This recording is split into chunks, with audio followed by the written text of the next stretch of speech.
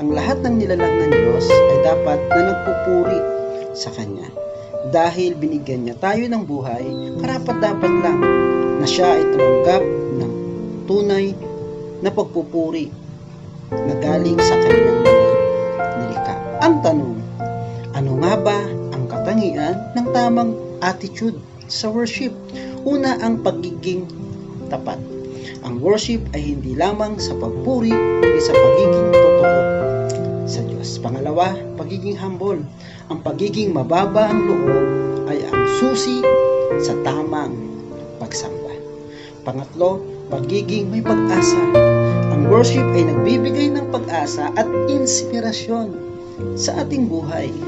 Pang-apat, pagiging may pusong pagpapasalamat.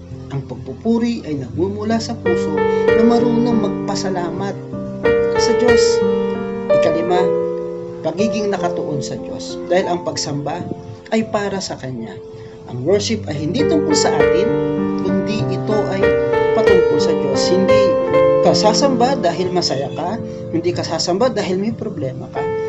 Sasamba ka dahil ito ay inaasahan ng Diyos sa atin dahil nakatuon tayo sa Kanya. Kaya nga ang tamang attitude sa worship ay nagmumula sa puso na nagmamahal sa Diyos. Hindi ito tungkol sa ating ginagawa, kundi tungkol sa ating relasyon sa Diyos. Kaya ang tanong, meron ka bang tamang relasyon sa Diyos?